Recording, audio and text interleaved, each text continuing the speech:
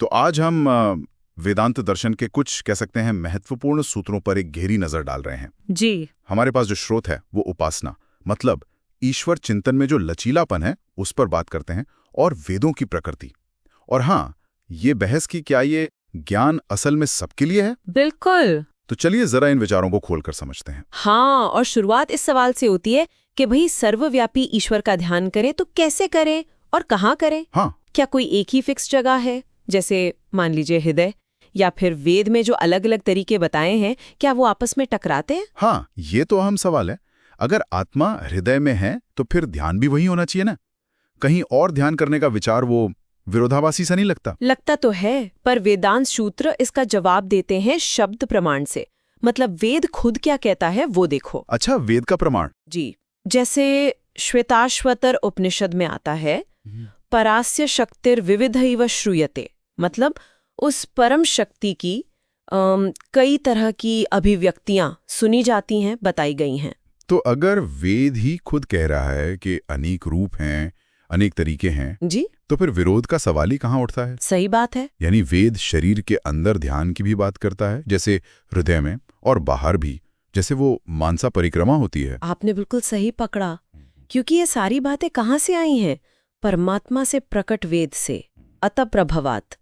इसीलिए इनमें आपसी विरोध नहीं माना जाता। अच्छा। मतलब अलग अलग उपासना पद्धतियां ठीक हैं, बशर्ते जो मूल तत्व है वो बना रहे। इसमें कोई जबरदस्ती या कट्टरता नहीं है। यहाँ जो मुख्य बात समझनी है वो ये कि शास्त्र खुद ही विविधता को मान्यता दे रहा है। कोई एक कठोर नियम नहीं थोप रहा। ये बात दिलचस्प है कि वेद को ही फाइनल अथॉरिटी, अंतिम प्रमाण माना जा रहा है। पर एक सवाल और उठता है, क्या ये वेद हमेशा से ऐसे ही हैं? मतलब हर युग में, हर सृष्टि में? हाँ, ये भी एक बड़ा प्रश्न है। ओके। और वेदांत सूत्र समान नाम रूप त्वात के आधार पर कहते हैं, हाँ, वेद नित्य है। नित्य मतलब हर सृष्टि चक्र में वेदों के नाम ऋक्, यजुष, साम, अथर्व और उनका स्वरूप, जैसे मंत्रों का क्रम वगैरह, वो एक जैसा ही रहता है। पर इसका आधार क्या है? कोई प्रमाण? जी, प्रमाण है श्रुति और स्मृति दोनों में। श्रुति यानी जो सीधे सुना गया, जैसे वेद। स्मृति यानी जो याद करके लिखा गया, जैसे शास्त्र, इतिहास। हाँ। तो ऋग्वेद का ही एक मंत्र है, सूर्य चंद्रमसौ धाता यथा पूर्वम मकल्पयत। मतलब बनाने वाले ने सूर्य और चंद्रमा को पिछले कल्पों की तरह ही बनाया है। अच्छा, जैसे पहले थे वैसे ही? बिल्कुल। और स्मृति में देखे तो महाभारत में आता है, अनादि निधन नित्या वाग उत्सृष्टा। यानी परमात्मा की ये वाणी, ये वेद अनादि है, अनंत है, नित्य है। तो विचार ये है कि वेदांत एक ऐसे ज्ञान की बात कर रहा है जो टाइम और हिस्ट्री से परे है, जो सृष्टि के बनने बिगड़ने के चक्रों के पार भी बना रहता है। अगर वेद नित्य हैं और ईश्वर से ही आए हैं, तो फिर वो सवाल वापस आता है कि इन्हें जानने का, इनके अनुसार उपासना करने का अधिकार फिर किसे है? क्या सभी मनुष्यों को? जैसा कि वो सूत्र इशारा करता है, मनुष्याधिकारत्वात्। देखिए, यहीं पर एक बहुत ही महत्वपूर्ण और कह सकते हैं पुरानी बहस सामने आ जाती है। अच्छा। जी, एक तरफ तो मीमांसा दर्शन है जो वेदों के कर्मकांड पर ज्यादा फोकस करता है। उसके प्रणेता जैमिनी ऋषि, हाँ, उनका मत उद्धृत किया जाता है। हाँ, जैमिनी का। उनका तर्क था कि शूद्रों को वेद पढ़ने का अधिकार नहीं है। क्यों? क्योंकि जो पुराने ऋषि हैं उनकी लिस्ट में शूद्रों के नाम नहीं मिलते, और वो वेदों के कुछ वचनों का भी हवाला देते हैं, जैसे कृणि ज्योतिषी या द्विज। द्विज मतलब जिनका दूसरा जन्म हुआ हो विद्या से, ब्राह्मण, क्षत्रिय, वैश्य। हाँ, पारंपरिक रूप से यही माना जाता है।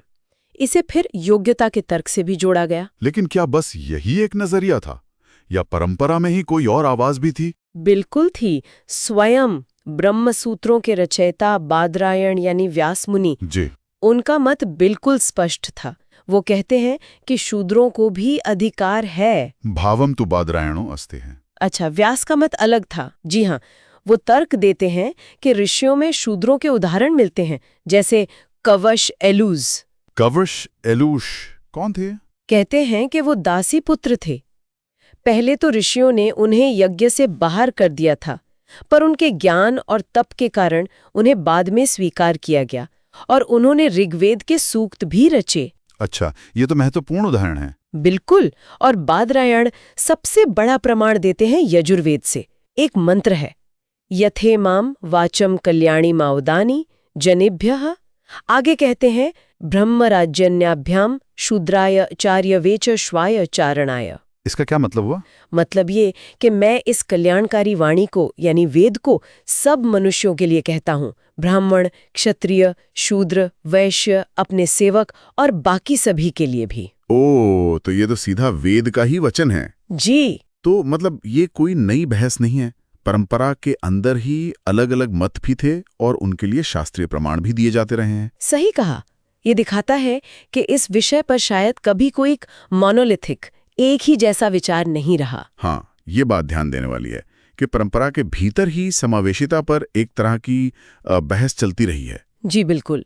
ये कोई बाहरी आलोचना की बात नहीं, अंदर की ही चर्चा थी। तो आज की इस चर्चा से हमने वेदांत दर्शन के कुछ अहम पहलू समझे। एक तो उपासना में वेद समर्थित लचीलापन है, दूसरा वेदों को नित्य माना गया है, समय से परे, और तीसरा वैदिक ज्ञान के अधिकार को लेकर एक गहरी आंतरिक बहस चलती रही है, जिसमें सबके लिए पहुंच और योग्यता, ये तर्क आपस में टकराते रहे हैं। बिल्कुल सही सारांश है। और जाते जाते सोचने के लिए एक बिंदु शायद छोड़ा जा सकता है। हाँ, जरूर। अगर वेद खुद परमात्मा से उत्पन्न अतः प्रभावात माने जाते हैं और खुद को ही सबके लिए कल्याणी मतलब कल्याणकारी घोषित करते हैं, यथे मम वाचम कल्याणी जनेभ्य, तो फिर ये जो अधिकार से जुड़ी ऐतिहासिक बहसें हैं, उन्हें वेद के इस कथित सार्वभौमिक उद्देश्य के साथ कैसे समझा जाए, ये एक आगे विचार करने वाला प्रश्न है।